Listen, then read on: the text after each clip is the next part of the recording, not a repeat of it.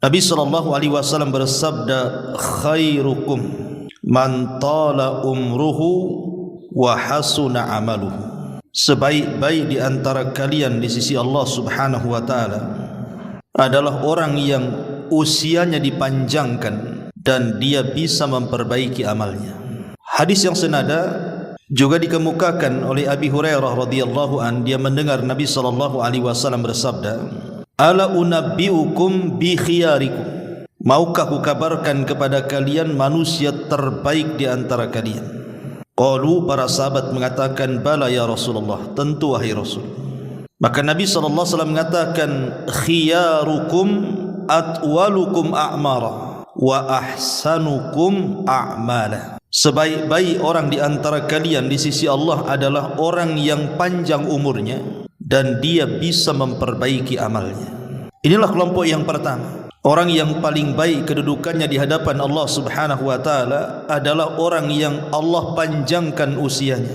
Tapi panjangnya usia dia gunakan untuk beramal saleh. Dahulu di zaman Nabi SAW ada seorang sahabat namanya Talhah ibn Ubaidillah radhiyallahu anhu. Satu malam Talhah ini tidur. Kemudian dalam tidurnya dia bermimpi. Dalam mimpinya dia melihat ada dua orang bersaudara. Dua orang yang bersaudara ini dua-duanya rajin beramal saleh. Tetapi yang satu dari keduanya dilebihkan dengan jihadnya. Kemudian dia pun berperang dan berakhir dengan mati syahid. Adapun saudaranya masih hidup sampai mendapatkan 1 tahun setelahnya. Setelah kematian saudaranya yang mati syahid, dia pun masih diberikan umur oleh Allah 1 tahun setelahnya, sampai mendapatkan bulan Ramadan. Kemudian Allah wafatkan setelahnya. Tiba-tiba kemudian orang yang mati syahid ini hendak masuk ke dalam sorga duluan, tapi dicegat. Justru kemudian saudaranya yang bukan mati syahid tetapi diberikan usia 1 tahun setelahnya, tiba-tiba dia pula yang masuk sorga duluan dan saudaranya baru belakangan. Talhah ibn Ubaidillah kemudian terbang. Kemudian dia bercerita mimpinya kepada para sahabat, sampai heboh di antara para sahabat. Akhirnya kemudian perkara ini sampai kepada Nabi SAW. Kok bisa orang yang mati syahid dibelakangkan masuk sorga dibandingkan saudaranya yang tidak mati syahid? Maka setelah sampai perkara ini kepada Nabi SAW, maka Nabi SAW mengatakan di hadapan para sahabat, kenapa kalian heran? Wa qad shalla kadza wa kadza sajdatan fa shama Ramadan. Boleh jadi setelah kemudian saudara yang mati syahid itu meninggal, orang ini ada kesempatan 1 tahun masih hidup. Selama 1 tahun dia gunakan untuk memperbanyak salat, kemudian puasa sampai mendapatkan Ramadan. Boleh jadi di bulan Ramadan dia mendapatkan Lailatul Qadar. Makanya para sahabat mengatakan, qalu bala ya Rasul, tentu wahai Rasul. Maka Rasul mengatakan, falamma bainahuma ab'ad mimma bainas sama'i wal ardi. Ya tentu jarak keduanya tentu antara langit dan bumi. Dari sini lihat kata para ulama, orang yang diberikan usia lebih, dia punya kesempatan untuk banyak beribadah. Padahal kan orang yang mati syahid itu kan masuk surga tanpa hisab. Tetapi saudaranya walaupun tidak mati syahid, tapi Allah berikan usia 1 tahun setelahnya, dia gunakan untuk beribadah, salat, puasa dan begitu seterusnya sampai mendapatkan Ramadan. Dengan itulah maka lihat bagaimana usia yang panjang itu, kalau baik amalnya maka dia menjadi manusia terbaik di sisi Allah Subhanahu wa taala. Makanya ketika Abbas ibn Abdul Muttalib sedang sakit, nampaknya sakitnya menurut Abbas ini sudah hampir menjelang kematiannya, sehingga kemudian dia berangan-angan ingin mati karena tidak tahan. Maka Nabi SAW menasihati Abbas dan mengatakan, la yatamanna ahadakumul maut. Tidak boleh seseorang itu bercita-cita ingin mati. Kenapa demikian? Fa imma muhsinan fala'allahu an yazdada khairan wa imma musian fala'allahu an yasta'tiba. Dalam riwayat Bukhari dijelaskan, karena boleh jadi kalau sakitnya disembuhkan dan dia orang baik, maka dengan diberikan usia panjang itulah dia bisa menambah ketaatannya kepada Allah. Tapi kalau dia orang jahat, kemudian disembuhkan dari penyakitnya, adalah kesempatan untuk bertobat. Ma'asyiral muslimin yang dimuliakan Allah Azza wa Jalla, dari sini tidak boleh seseorang itu berangan-angan ingin mati. Karena usia panjang, kalau niatnya kita untuk melakukan amal saleh dan ketaatan, maka akan menjadi manusia yang paling baik di hadapan Allah Subhanahu wa taala. Ini yang pertama. Karena usia panjang itu kalau untuk kejahatan ya lebih baik dipendekkan kan itu. Kalau panjang umur malah banyak maksiat. Karena Allah Subhanahu wa taala ketika menyindir orang-orang kafir, apa kata Allah? Wala yahsabanna alladziina kafaru annama numli lahum khairun li anfusihim innama numli lahum liyazdadu ithman walahum adzabun muhin. Dan tidak boleh ataupun jangan sangka orang-orang kafir itu kami tangguhkan usia mereka itu baik bagi mereka. Kami hanya menangguhkan usia kepada mereka itu untuk supaya dosa-dosa mereka bertambah, dan sudah disiapkan kepada mereka azab yang menghinakan. Maka dari sini kita tahu bahwa kalau seandainya usia kita panjang dan banyak maksiat, lebih baik meninggal daripada hidup, karena akan memperpanjang proses hisab. Tapi kalau seandainya umur panjang kita gunakan untuk bertobat, beramal saleh dan begitu seterusnya, maka dengan usia inilah kita akan berkah. Karena dikatakan oleh seorang alim, Al-Imam At-Tayyibi rahimahullahu ta'ala, yang dinukilkan Al-Hafidh Ibn Hajar dalam kitabnya Fathul Bari, apa kata beliau? Innal awqata was-sa'ati ka ra'sil mali lit-tajir fayanbaghi an yattajira fima yarbah wa kullama kana ra'su malihi kathiran kana rabhu akthar faman intafa'a min umrihi bi an hasuna amaluhu faqad faza wa aflaha wa man adha'a ra'sa malihi lam yarbah wa khasira khusranan mubina. Apa kata Imam At-Tayyibi rahimahullahu ta'ala, mengatakan sesungguhnya waktu-waktu yang berjalan kepada kita ini itu sama dengan modal bagi seorang pedagang. Waktu itu sama dengan modal bagi seorang pedagang. Maka sudah selayaknya seorang pedagang harus memanfaatkan modalnya supaya dia banyak untungnya. Maka setiap kemudian dia banyak untungnya, maka harta yang dimilikinya akan lebih banyak. Maka begitu juga waktu-waktu dalam umur seseorang. Kalau seandainya umur itu digunakan untuk beramal saleh, otomatis akan dapat pahala banyak. Ketika dia dapat pahala banyak, maka faqad faza wa aflaha, dia akan beruntung dan sukses. Wa man adha'a ra'sa malihi, barang siapa yang kemudian menghambur-hamburkan modalnya dan dia tidak mendapatkan keuntungan, maka dia sudah jelas kerugiannya dengan kerugian yang nyata.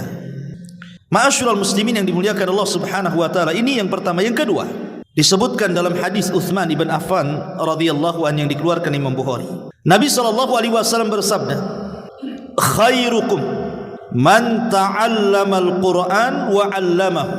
Orang yang terbaik di antara kalian di sisi Allah Subhanahu wa taala adalah orang yang belajar Al-Qur'an dan berusaha mengajarkan Al-Quran. Belajar Al-Quran dari orang lain dan mengajarkan Al-Quran kepada orang lain. Ini yang kedua. Manusia yang paling baik adalah yang belajar Quran dari orang lain, kemudian mengajarkan Al-Quran kepada orang lain. Ma'asyiral muslimin yang dimuliakan Allah Azza wa Jalla, Al-Quran ini memiliki keagungan yang luar biasa, ikhwan, karena bisa mengangkat derajat kita. Makanya Nabi SAW sangat berhajat kepada kita supaya kita sering membaca Quran.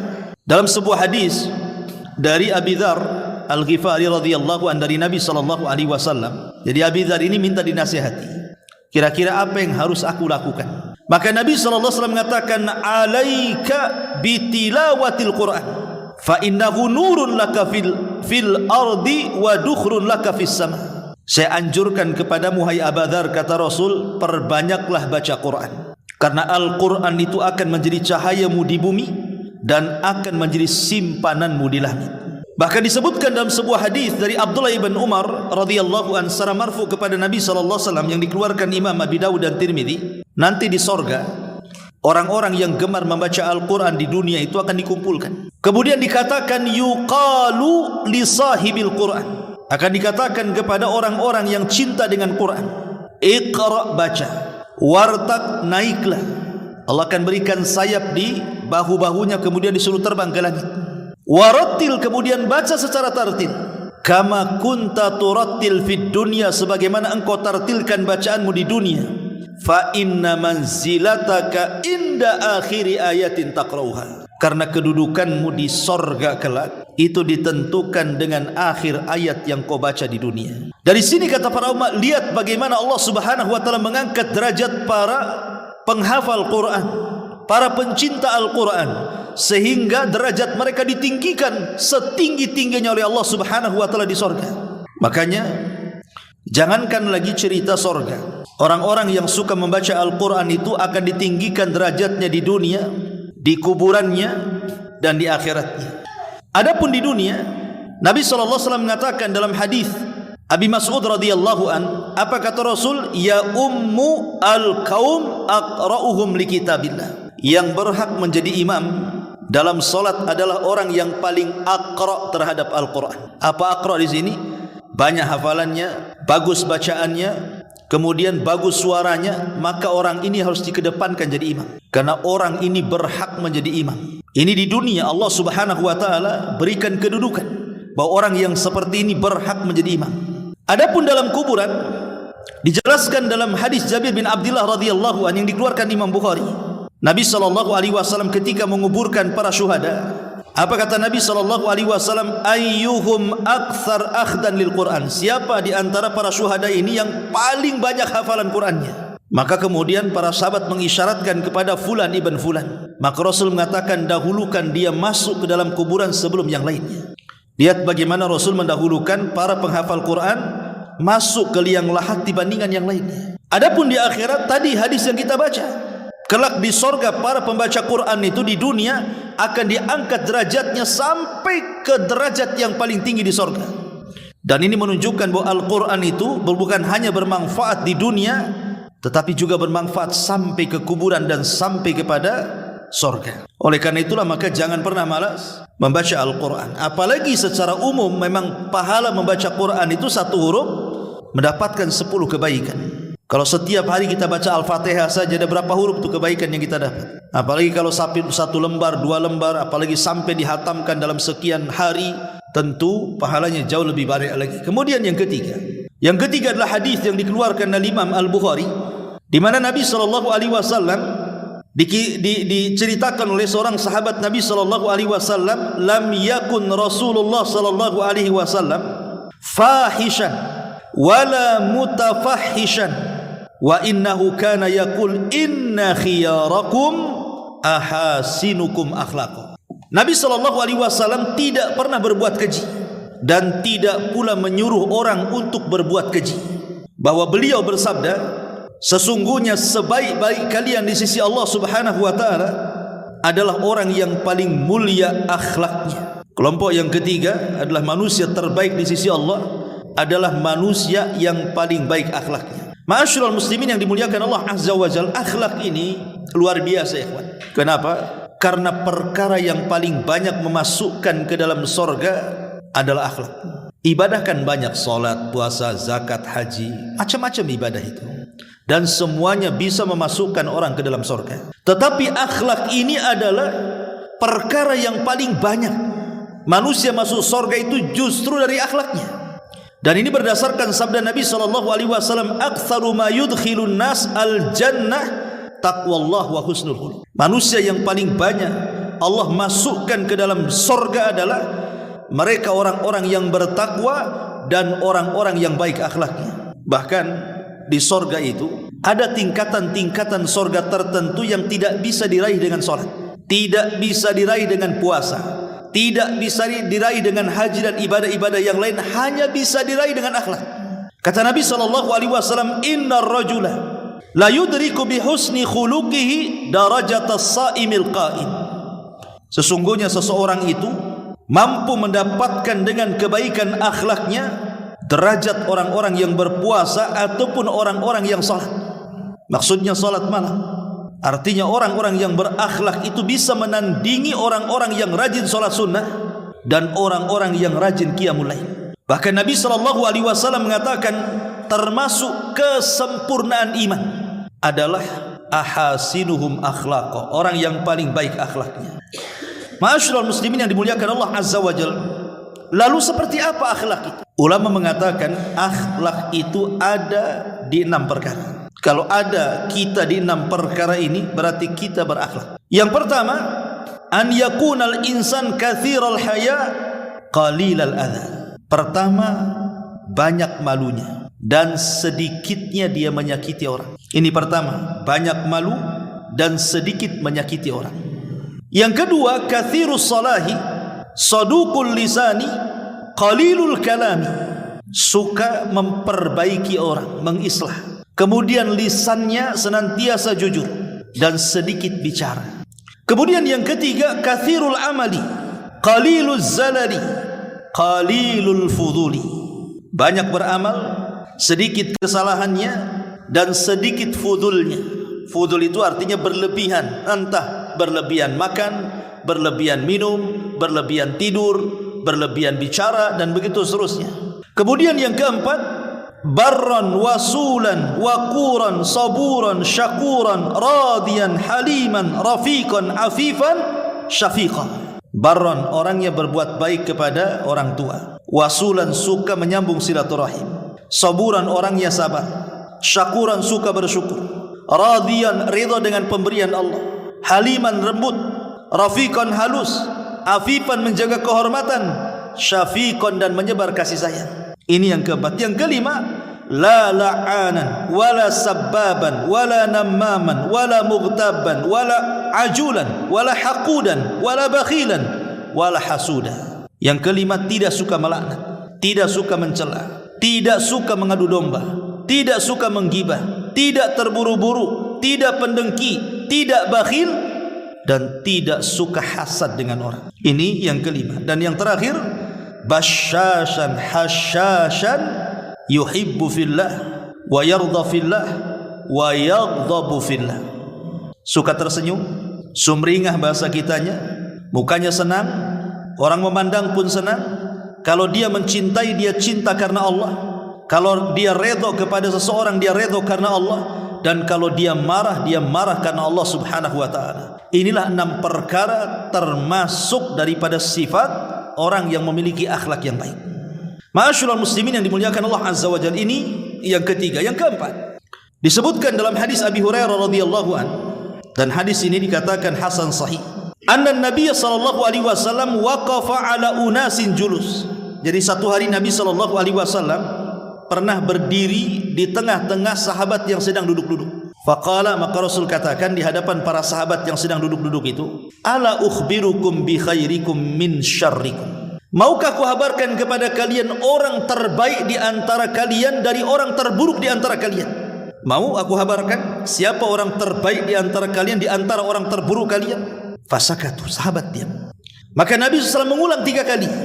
Faqala rajulun, tiba-tiba ada seorang laki-laki berdiri dan mengatakan, bala ya Rasulullah, akhbirna bi khairina min syarrina. Rasul, habarkan kepada kami siapa orang yang terbaik di antara kami dari yang terburuk di antara kami. Maka Nabi SAW mengatakan, khairukum man yurja khairuhu wa yu'man syarruhu wa syarrukum man la yurja khairuhu wa la yu'man syarruhu. Kata Nabi SAW, sebaik-baik di antara kalian di sisi Allah Subhanahu wa taala tentunya adalah manusia yang senantiasa diharapkan kebaikannya dan manusia aman dari keburukannya. Dan orang yang terburuk di antara kalian adalah orang yang tidak diharapkan kebaikannya dan orang tidak pernah merasa aman dari keburukannya. Di zaman Nabi, ikhwan, ada seseorang dari kejauhan itu mengarah ke rumah Nabi. Ketika itu Nabi dengan Aisyah radhiyallahu anha berada di dalam rumah itu. Jadi Nabi SAW tiba-tiba mengatakan kepada Aisyah, bi'sa ibnul ashirah, wa fi riwayatin bi'sa akhul ashirah. Kata Rasul, ya Aisyah, itu orang tuh yang mau kesini tuh, itu manusia yang paling buruk yang pernah aku lihat. Kata Rasul, itu manusia yang akan datang kemari itu adalah manusia yang paling jelek, yang paling buruk tuh. Maka Aisyah radhiyallahu anha terdiam ketika orang tersebut datang. Anehnya Nabi SAW malah lembut dengan orang itu. Kemudian setelah berbincang-bincang dengan halusnya, dengan lembutnya, dengan akhlaknya Rasul memperlakukan orang itu, setelah pergi, Aisyah heran. dan mengatakan, Rasul, tadi kau ngomong orang itu orang yang paling buruk, kenapa kau bersikap baik dengan dia? Apa kata Nabi SAW? Ya Aisyah, inna min syarrin nas man tarakahun nas ittiqa'a syarrihi.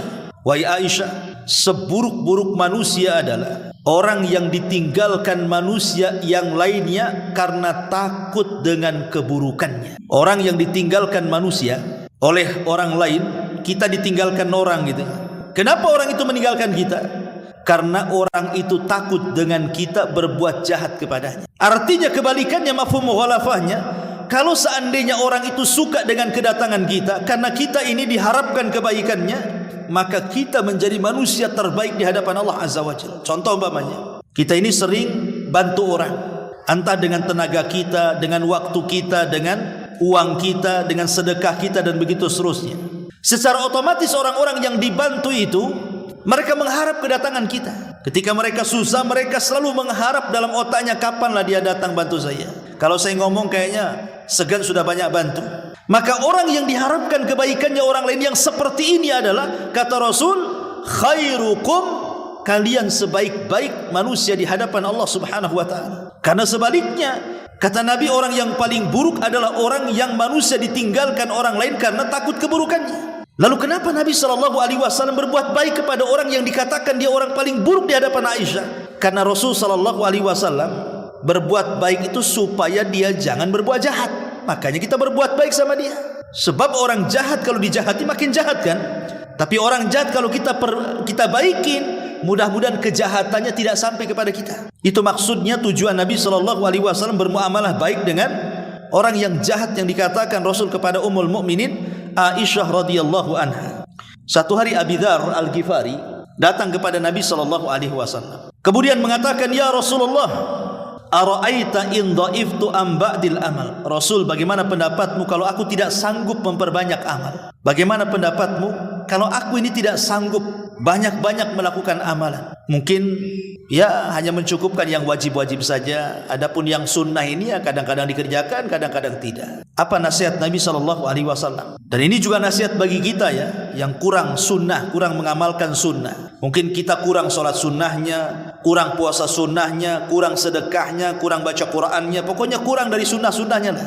Bagaimana cara mengimbanginya? Maka Nabi SAW mengatakan kepada Abi Dzar ini, takuffu syarraka ya Aba Dzar anin nas, fa innaha sadaqatun minka ala nafsika. Kata Rasul, takuffa syarraka ya Aba Dzar anin nas, cukup engkau tahan, jangan sampai engkau berlaku jahat kepada manusia, karena itu bentuk sedekah untukmu kepada Allah Azza wa Jalla. Jadi kalau seandainya kita ini tidak banyak beramal, maka usahakan jangan menyakiti orang, gitu maksudnya. Jangan menggibah orang, jangan menghina orang, jangan melaknat orang, jangan namimah kepada orang, jangan hasad kepada orang, jangan dengki kepada orang. Begitu maksudnya. Supaya kekurangan kita dari segi amalan-amalan sunnah itu bisa ditempel dengan cara seperti itu. Ketika ada niat jahat tidak jadi. Ketika mau mengucapkan kalimat kotor tertahan. Ketika mau gibah tidak mau. Justru itu yang bisa menandingi amalan-amalan yang kita tinggalkan dari amalan-amalan sunnah itu. Ma'asyiral muslimat yang dimuliakan Allah Azza wa Jalla. Makanya ada seorang ulama salaf namanya Yahya ibn Mu'adz radhiyallahu rahimahullahu taala mengatakan, liyakun hadzal mu'min minka thalathatan. Hendaklah seorang mukmin itu harus punya 3 akhlak. Hendaklah seorang mukmin harus punya 3 perkara dalam hidupnya. Pertama, illam tanfa'hu fala tadurru, wa illam tafrahu fala taghumma, wa illam tamdahu fala tadhummahu. Kalau engkau tidak bisa memberikan manfaat kepada orang, jangan mencelakakan orang. Kalau engkau tidak bisa membahagiakan hati orang, jangan membuat dia bingung ataupun stres gara-gara kita. Dan kalau kita tidak bisa memuji orang, jangan pula kita mencela orang. Apa kata Yahya bin Mu'adz? Kalau engkau tidak bisa memberi manfaat kepada orang, jangan menyakiti. Kalau engkau tidak bisa membahagiakan, jangan buat sedih. Kalau engkau tidak bisa memuji, jangan mencela. Inilah akhlak seorang mukmin. Ma'asyiral muslimin yang dimuliakan Allah Azza wa Jalla. Ini yang keempat. Yang kelima, hadis yang dikeluarkan dalam Sahihul Jami dan disahihkan oleh Syekh Nasiruddin Al-Albani rahimahullahu taala. Nabi SAW mengatakan, khairukum man at'ama at-ta'ami wa radda as-salam. Orang yang paling baik di antara kalian di sisi Allah adalah orang yang suka memberi makan kepada orang lain dan suka menjawab salam dari salamnya orang lain. Anas bin Malik radhiyallahu an menceritakan ada seorang laki-laki datang kepada Rasul. Rasul, alimni amalan yudkhilanil jannah. Bisa enggak kau ajarkan satu amalan atau amalan-amalan apalah terserah yang dengan amalan itu Allah masukkan aku ke surga. Maka Nabi SAW mengatakan, at'imi ta'am, kau harus beri makan orang yang membutuhkan. Wafshus salam, sebarkan salam. Wa'ati bil kalam, perbaiki santunkan ucapan. Wa salli bil laili wan nasu niyam, salatlah di malam hari ketika manusia tertidur. Kata Rasul, tadkhulul jannata bis salam, maka engkau akan masuk surga dengan selamat. Dan 4 poin ini adalah 4 poin yang pertama kali dikhutbahkan Rasul saat hijrah dari Makkah ke Madinah. Dan Nabi SAW ketika pertama kali khutbah di Kuba, 4 poin inilah yang dikhutbahkan Rasul SAW. Wahai manusia, berikan makan kepada orang-orang yang membutuhkan. Yang kedua, sebarkan salam, santunkan ucapan, dan salatlah di malam ketika manusia sedang terlelap tidur. Ketika Abdullah ibn Salam, seorang tokoh Yahudi, mendengar tuh khutbahnya Nabi SAW, langsung masuk Islam dia. Tokohnya Yahudi itu Abdullah ibn Salam itu ma'ruf. Ketika mendengar khutbahnya yang luar biasa, padahal cuma 4 kata ini saja, masuk ke lubuk hati Abdullah ibn Salam, datang kepada Rasul, padahal dia pendetanya Yahudi itu. Tiba-tiba dia mengatakan, asyhadu an la ilaha illallah wa asyhadu annaka rasulullah. Kenapa Nabi SAW bicara seperti itu? Coba dalam mukadimah khutbahnya ketika hijrah dari Makkah, beliau meriwayatkan dari Abdullah ibn Umar radhiyallahu an, Nabi SAW bersabda, salasun muhlikat wa salasun munjiyat wa salasun kafarat wa salasun darajat. 3 perkara bisa menghancurkan kalian, 3 perkara bisa menyelamatkan kalian, 3 perkara bisa menghapuskan dosa kalian, 3 perkara bisa mengangkat derajat kalian. Adapun 3 perkara yang menghancurkan, fasyukhun muta' wa hawan muttaba' wa ijabul mar'i binafsi, kebakhilan yang diikuti, hawa nafsu yang dituruti, dan i'jab, kesombongan yang ada pada diri seseorang. Adapun 3 yang bisa menyelamatkan, fal adlu fil ghadabi war ridha wal qasdu fil faqri wal ghina wa khasyatullah fi sirri wal alaniyah.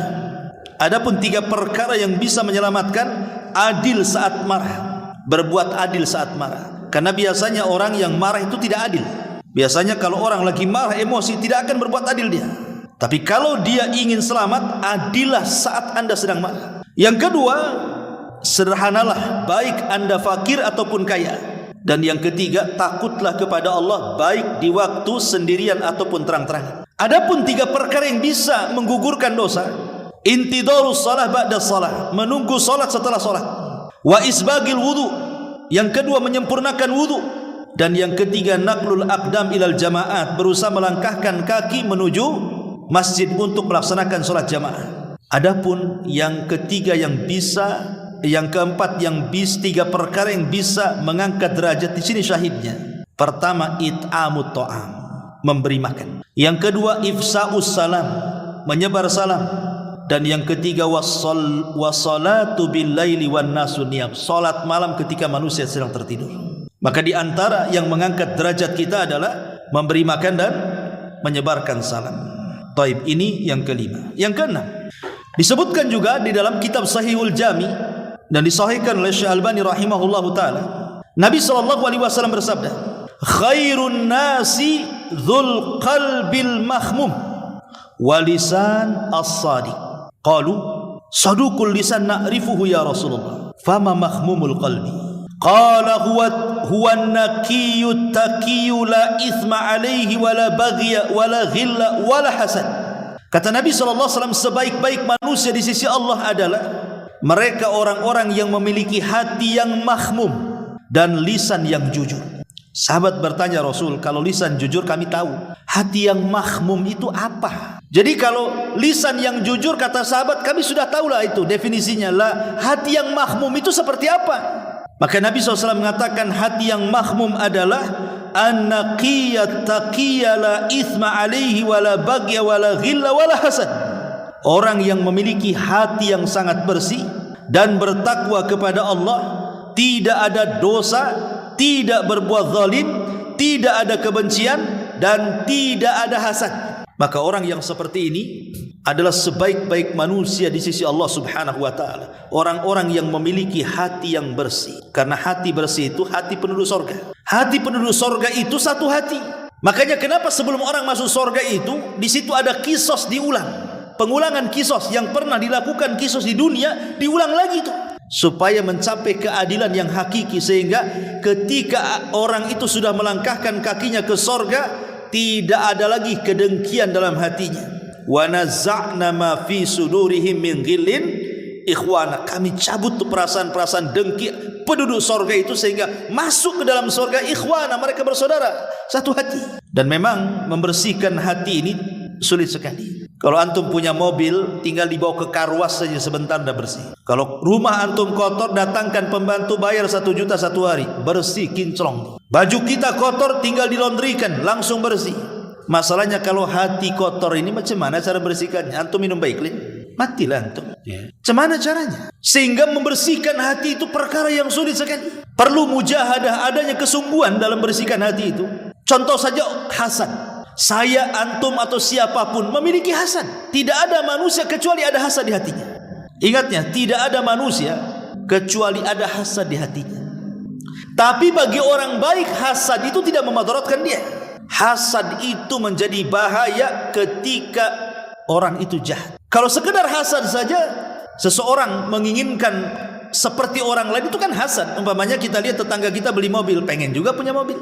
Tetangga kita bangun rumah bagus, pengen juga punya rumah bagus. Itu kan hasad artinya. Kalau bukan hasad apa namanya? Tetapi kalau hasad ini dimiliki orang baik, tidak ada masalah, karena hanya keinginan saja. Tapi kalau hasad ini dimainkan orang jahat, mulai bercita-cita tamanni zawalin ni'mah, berangan-angan nikmat orang lain hilang, apalagi lebih buruk daripada itu supaya berpindah kepada dia, itu yang jadi masalah. Makanya orang hasad itu hatinya sakit, ya kawan. Di zaman Khalifah Mu'tasim, ada Arab Badui. Dia pandai bersyair. Jadi Arab Badui ini disukai sama Khalifah. Jadi kadang-kadang diundang tuh, datangkanlah si Arab Badui itu ke istana katanya, biar dia bersyair di hadapanku, aku suka bahasanya. Jadi selalu datang Arab Badui itu menghibur Khalifah. Rupanya apabila sang Badui ini menghibur Khalifah dengan syair-syair Baduinya itu, adalah satu menteri tidak suka.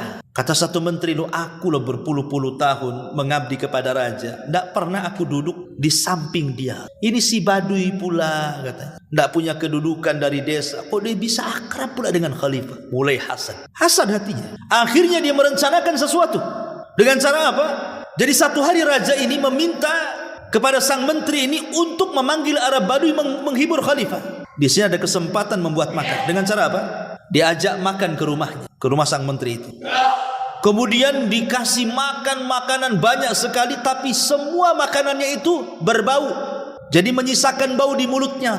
Mungkin kalau sekarang ini makan pete, makan jengkol, makan apa yang kalau ngomong itu, habis makan itu keluar baunya.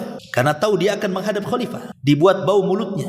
Lah sebelum Arab Badui ini datang kepada Khalifah, si menteri ini sudah duluan datang kepada Khalifah dan mengatakan, ya Khalifah, ada kabar yang tidak enak bagimu tentang Arab Badui itu. Kata Khalifah, ada apa? Dia kan orang baik, suka menghibur aku. Iya, tapi tahu nggak wahai Khalifah Mu'tasim, si Arab Badui itu memfitnah kamu di luar sana, bau mulutmu bau katanya. Jadi menuduh Khalifah mulutnya bau. Dan itu sudah tersebar di fitnah kau sama si Badui itu. Badui ngomong kemana-mana, mulut Khalifah bau katanya. Marahlah Khalifah. Kalau gitu datangkan si Badui. Datang si Badui. Karena si Badui kan habis makan gak enak kan. Kalau dia ngomong sama Khalifah kan takut bau. Jadi dia nutup lah, ngomong sambil nutup mulut. Ini kata Khalifah Obed, kenapa dia nutup mulut? Berarti betul kata sang menteri, karena dia takut bau mulutku sampai kepadanya. Tuh lihat hasadnya kan. Di sini hasadnya. Akhirnya marah Khalifah. Kenapa? Khalifah tidak tahu maksudnya nutup mulut kan. Dikiranya betul kata si menteri bahwa si Badui ini ngomong mulut Khalifah bau, makanya dia kalau mau begini. Akhirnya Khalifah diam-diam memanggil seseorang untuk mengambil kertas dan pena. Diambilnya kertas dan pena itu, kemudian ditulis. Sesampainya surat ini, penggal kepala si Badui ini katanya. Itu isi suratnya. Si menteri dari kejauhan melihat khalifah memberikan kertas kepada si Badui karena sudah hasad. Apa ini, saya sudah bilang si Badui ini fitnah khalifah, kok sekarang dia dapat hadiah pula dari khalifah. Jangan-jangan kertas itu disuruh mengambil harta. Akhirnya setelah kemudian khalifah memberikan kertas kepada si Badui untuk diantarkan ke tukang jagal, berangkat sampai di pintu istana, kata si menteri, tunggu dulu kamu. Enak kali kau dapat hadiah, katanya. Gimana kalau seandainya aku yang antar kertas itu? Kata si Badui, dengan senang hati, ambillah kertas itu. Nggak ada yang tahu isinya apa. Tahu-tahu dibawalah sama si menteri ke tukang jagal, dia pula yang dipenggal lehernya. Sang khalifah bingung, yang disuruh dipenggal si Badui, kenapa pula si menteri yang dipenggal? Jadi dipanggillah si Badui itu, suruh cerita. Kenapa kau kasih kertas itu kepada si menteri? Maka si Badui cerita mulai dari awal, dia datang dijamu, kemudian nggak enak bau, makanya saya ngomong gini kan. Akhirnya khalifah baru tahu kelicikan sang menteri. Apa kata dia? Dia mengatakan, alangkah adilnya hasad itu, katanya. Alangkah adilnya hasad itu. Hasad itu sudah berbuat adil, katanya. Makanya ada istilah halakal hasid qoblal masud. Terkadang orang yang hasad itu lebih hancur dibandingkan orang yang dihasadi, kan. Walaupun tak jarang orang yang dihasadi bisa hancur gara-gara hasad. Karena hasad ini bagian daripada sihir masalahnya. Lahir padanya penyakit ain. Makanya kita disuruh berlindung kepada hasad seperti berlindungnya kita kepada setan. Min syarri hasidin idza hasad. Itu contoh penyakit hati. Maka orang yang terbaik adalah orang yang hatinya bersih, bukan hanya dari hasad, dari semua penyakit hati. Kata Rasul, itulah sebaik-baik manusia di sisi Allah Subhanahu wa taala. Ini yang ke-6, yang ke-7. Disebutkan juga dalam Sahih Adabil Mufrad. Adabil Mufrad lah karya Imam Bukhari selain daripada Sahih, kitab As-Sahih Adabil Mufrad. Nabi sallallahu alaihi wasallam bersabda, "Khairul ashabi indallahi khairukum li sahibihi." Sebab kalau kita mencintai seutuhnya, sekali ada masalah, sakitnya itu dalam kali. Sebagaimana kita benci seutuhnya, mau berkawan itu sulit sekali. Makanya cintai sekedarnya, benci sekedarnya. Karena terkadang orang yang dicintai bisa benci, terkadang orang yang dibenci pula bisa kita cintai. Begitulah sederhana dalam bersikap itu maksudnya. Makanya kalau kita lihat para sahabat Nabi SAW yang tadinya hendak membunuh Rasul, tiba-tiba menjadi sahabat Rasul. Contoh, Zubair ibn Mut'im radhiyallahu anhu. Itu sudah bermaksud membunuh Nabi. Dari Mekah itu dia sudah titipkan keluarganya. Kemudian dia bawa pedang dari Mekah berjalan ke Madinah. Sampai di kota Madinah pas waktu maghrib, itu kesempatan membunuh Nabi. Karena Rasul sedang sholat maghrib dan masjidnya gelap. Dan orang sholat tidak bersenjata. Apalagi di kota Madinah. Dan tidak ada yang curiga dengan dia. Ketika dia menyelinap di samping masjid dan sudah ada kesempatan menghunus pedang, menyerang Rasul, tiba-tiba Nabi SAW di sholat maghrib itu membaca surah Toha sampai kepada ayat am khuliqu min ghairi syai'in am humul khaliqun am khalaqus samawati wal ardi bal la yuqinun. Apa kata Jabir? Hatta kada qalbi an yatir. Hampir-hampir hatiku terbang. Mendengar ayat itu. Setelah itu dia sarungkan pedangnya menunggu Rasul selesai sholat maghrib. Setelah sholat maghrib dia datang kepada Rasul dan mengatakan asyhadu an la ilaha illallah wa asyhadu annaka Rasulullah. Ya Muhammad, dulu tidak ada manusia yang paling ku benci kecuali kamu, sekarang tidak ada manusia yang paling aku cintai kecuali kamu. Lihat, ma'asyiral muslimin yang dimuliakan Allah Azza wa Jalla. Jadi bersahabat itu penting, karena seseorang itu terkadang perlu berteman. Tetapi ingat bahwa agama kita pun bisa terpengaruh dengan agama teman. Kata Rasul, al-mar'u ala dini khalili. Seseorang itu tergantung agama kawannya. Uqbah bin Abi Mu'aid itu penggemar Nabi. Walaupun di atas kejahiliahannya, di atas kesyirikannya, tapi dia suka bersenandung syair. Dan apabila dia mendengar Al-Quran yang dibacakan Rasul, disangka syair. Sehingga dia suka dengan lantunan-lantunan Al-Quran itu. Akhirnya jatuh cinta dengan Nabi. Tapi tak mau masuk Islam. Hanya suka kalau Rasul ngaji. Lama-lama suka dengan Nabi. Tapi tak mau juga masuk Islam. Uqbah bin Abi Mu'aid ini. Pokoknya dia suka ketemu Nabi, suruh baca Quran, didengar sama dia. Jadi satu hari, karena dia saking sukanya dengan Nabi SAW, ingin menghormati Rasul dengan cara apa? Mengundang makan di rumahnya. Dimasakkan masakan yang enak, kemudian diundang Nabi. Masalahnya ketika sampai di rumah, Nabi tak mau makan. Kata Uqbah, makan wahai Muhammad. Kata Rasul, tidak. Makanlah. Enggak, katanya. Dan aib kalau tamu-tamu makan masalahnya. Kata Uqbah, bagaimana caranya supaya kau mau makan di rumahku? Kata Nabi SAW, bersyahadatlah wahai Uqbah. Kalau engkau bersyahadat, asyhadu an la ilaha illallah, asyhadu anna Muhammad Rasul, aku akan makan. Karena aku ini seorang musyrik. Tidak boleh makanan orang musyrik. Karena kan di zaman itu kan kita tahu bahwa makanan orang-orang Mekah itu, makanan pokoknya daging. Daging kambing. Lain dengan Madinah kan itu ya. Dan kambing disembelih. Sementara sembelihan orang musyrik haram kan gitu. Rasul tidak mau. Kecuali kau baca syahadat, baru aku mau. Terpaksalah Uqbah bin Abi Mu'aid membaca syahadat supaya Rasul mau makan. Akhirnya dia baca syahadat. Itu sebenarnya sudah langkah satu kan, dia dapat hidayah sebenarnya. Walaupun baca syahadatnya itu belum sepenuhnya dia ingin masuk Islam kan, hanya supaya Rasul makan saja. Karena terkadang niat itu nanti akan berubah di tengah jalan kan. Makanya kata Imam Syafi'i rahimahullahu ta'ala apa? Talabtul ilma li ajli dunya wa ya'bal ilmu illa an yakuna lillah. Dulu aku cari ilmu itu karena dunia, kata Imam Syafi'i. Karena Imam Syafi'i itu sejak kecil dia cari pondok yang gratis ya. Jadi dia hanya ingin makan aja di situ, bukan ingin belajar. Jadi dari pondok ke pondok itu cari yang gratisan aja, kata Imam Syafi'i. Tetapi setelah pinter, apa yang terjadi? Rupanya ilmu itu tidak mau dicari karena dunia, tetapi ilmu itu mau dicari karena Allah, katanya. Berubah niatnya kan. Boleh jadi orang itu awalnya karena dunia, di tengah jalan karena Allah. Bisa saja terjadi kan begitu. Seperti kata-kata Imam Syafi'i, tolabtu al-ilma li ajli dunya, aku mencari ilmu awalnya karena dunia, wa ya'bal ilmu illa an yakuna lillah. Tapi ilmu tak mau kecuali dicari karena Allah. Jadi Uqbah bin Abi Mu'aid walaupun dia tidak ada niat masuk Islam, tapi dengan ucapan syahadat kan sudah selangkah dia masuk hidayah kan. Masalahnya Uqbah bin Abi Mu'aid ini CS-nya Umayyah bin Khalaf. Umayyah bin Khalaf ini tokoh keras kepada Nabi. Dia sekelas Abu Jahal, sekelas dengan Al-Walid, tokoh-tokoh Quraisy. Jadi Uqbah ini gengnya si Umayyah nih. Jadi si Umayyah ini dengar kawannya Uqbah ini mengucapkan 2 kalimat syahadat, dipanggil sama dia. Kata Umayyah, aku dengar kau membaca 2 kalimat syahadat, kau masuk kepada agama Muhammadiyah. Kata Uqbah bin Abi Mu'aid, tidak. Iya, tidak. Saya mengucapkan itu supaya dia mau makan gitu saja kok. Katanya, supaya dia mau makan makanya saya bersyahadat, katanya. Oh tidak, kau sudah masuk ke agama Muhammad, berarti kau bukan geng kami lagi. Sudah gengnya Muhammad kau ini, katanya. Kemudian kata Uqbah, kalau begini, kalau kau tidak percaya aku mengucapkan supaya dia biar makan saja, aku tidak ada niat masuk agamanya, kira-kira perbuatan apa yang harus kulakukan supaya kau percaya aku tidak masuk agama Muhammad? Kata Umayyah, baik, buktikan kepadaku kau harus menghina Muhammad di tengah manusia.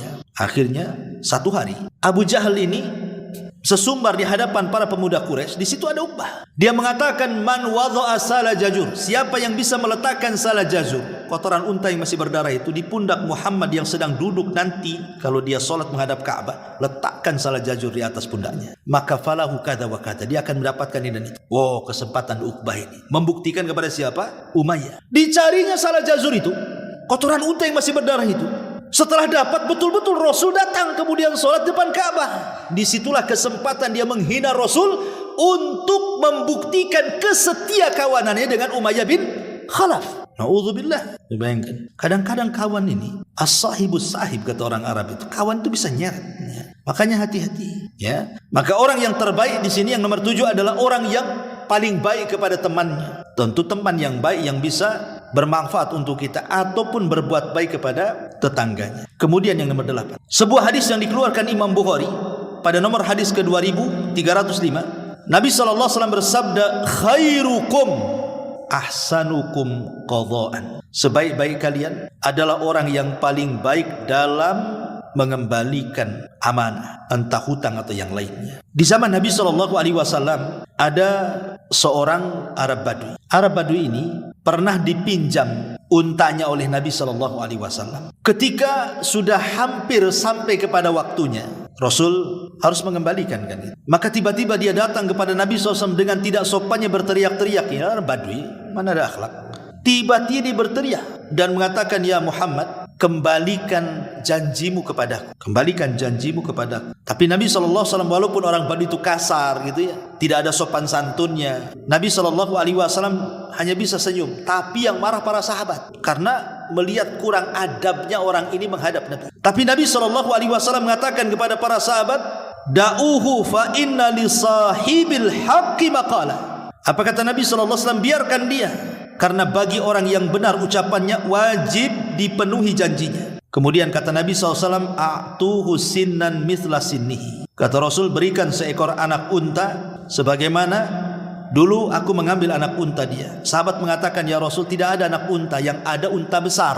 Kata Rasul, a'tuhu, tetap kasihkan dia. Kemudian Rasul mengatakan, fa inna min khiyarikum ahsanukum qadha'a. Karena orang yang paling baik di antara kalian di sisi Allah adalah yang terbaik di antara kalian ketika menunaikan janjinya. Jadi kalau seandainya saya berhutang sama antum, umpamanya bulan depan janji, kemudian antum nagih saya, mana Ustaz? Antum kan sudah hutang sama saya, kapan mau bayar? Padahal belum sampai waktunya nih. Entah mungkin seminggu lagi, mungkin karena antum butuh lah istilahnya kan, terpaksa mau mengambil duluan. Maka saya kasih lebih. Itu maksudnya ya. Umpamanya hutang 1 juta, saya kasih 1.200.000. Tidak ada masalah. Justru ini manusia yang paling baik. Tapi jangan ada akad di awal, karena itu jadi riba masalahnya. Kalau akad di awal jadi riba. Dan orang yang meminjamkan uang itu bukan orang yang masyhur suka rentenir, tidak. Ya, maka melebihkan sesuatu supaya dia senang dan tanda terima kasih kepada dia tidak ada masalah. Dan itu masuk dalam hadis Nabi SAW di sini. Makanya Nabi SAW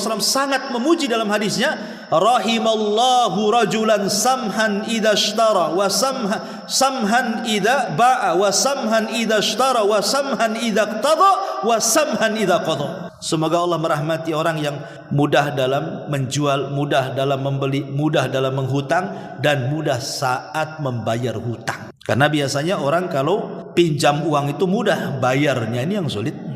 Paling sulit kalau nagih hutang tuh. Kalau lagi pinjam uang aja manis sekali mulutnya. Ketika ditagih pahit kali tulisannya. Kan begitu. Kadang-kadang lebih galak pula dia daripada orang yang hutang. Orang kan begitu umumnya kan. Itulah syaitan sebenarnya. Syaitan sudah bersarang sehingga dia tidak ada amanah lagi. Pada Rasul mengatakan apa? Sebaik-baik kalian adalah orang yang amanah dengan janjinya. Ini yang ke-8. Yang ke-9, Nabi SAW bersabda, khairukum khairukum li ahli wa ana khairun li ahli. Sebaik-baik kalian di sisi Allah, sebaik-baik kalian di sisi Allah adalah orang yang terbaik untuk keluarganya, dan saya adalah manusia yang paling baik kepada keluarga saya, kata Nabi. Maka yang ke-9 adalah orang yang terbaik di sisi Allah adalah orang yang bisa memposisikan diri kepada keluarganya dan dia memperbaiki keluarganya. Ku anfusakum wa ahlikum nara. Maka dijelaskan dalam sebuah hadis, ma dharaban nabiyyu sallallahu alaihi wasallam imra'atan lahu qat wala jalada khadiman lahu qat. Rasul tidak pernah memukul satu wanita pun. Rasul tidak pernah memukul satu pembantu pun. Kemudian ketika Muawiyah ibn Haidah radhiyallahu an bertanya ya tentang apa hak kepada seorang istri, maka Rasul mengatakan la tadribil wajha, jangan kau pukul wajahnya, wala takbah, dan jangan kau jelek-jelekan dia, wala tajhur, dan jangan kau menghajar dia, illa fil baiti, kecuali dalam rumah.